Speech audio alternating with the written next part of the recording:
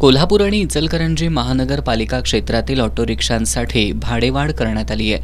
ही भाडेवाढ 1 मार्चपासून लागू होणार आहे। यापूर्वी 22 रुपये असणारं रिक्षा भाडं आता 25 रुपये असणार आहे। 3 रुपयांनी ही भाडेवाढ करण्यात आली असून त्यापुढील 1 किलोमीटरसाठी 18 रुपयावरून 23 रुपये भाडेवाढ करण्यात आली आहे। तर रात्री 12 ते सकाळी 5 या कालावधीसाठी किमान भाडेदराच्या 25% अतिरिक्त भाडेदर अनुज्ञेय राहील।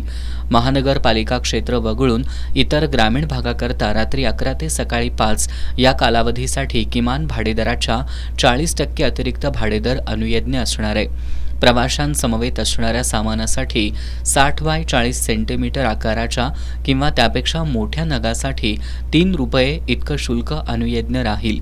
ही भाडे दरवाढ 1 मार्चपासून लागू होणार असल्यानं ऑटो रिक्षाचं मीटर पुनःप्रमाणीकरण करण्यासाठी दिनांक 1 मार्चपासून 31 मे 2025 पर्यंत मुदत देण्यात आली आहे। जे ऑटो रिक्षा धारक 1 मार्च 2025 पासून मीटर पुनःप्रमाणीकरण करून घेतील त्याच ऑटो रिक्षा धारकांसाठी भाडे सुधारणा लागू राहील, अशी माहिती प्रादेशिक परिवहन प्राधिकरणाचे सदस्य सचिव तथा प्रादेशिक परिवहन अधिकारी संजीव भोर यांनी दिली आहे। वाढलेल्या इंधन दराच्या पार्श्वभूमीवर विविध रिक्षा संघटनांकडून भाडेवाढीची मागणी गेल्या काही दिवसांपासून होत होती। आता रिक्षाची भाडेवाढ करण्यात आली असल्यानं रिक्षा चालकांमधून समाधान व्यक्त होत आहे। गेल्या अनेक वर्षापासून रिक्षा चालकांची भाडेवाढीची मागणी होती, ती यावेळी मान्य झालेली आहे।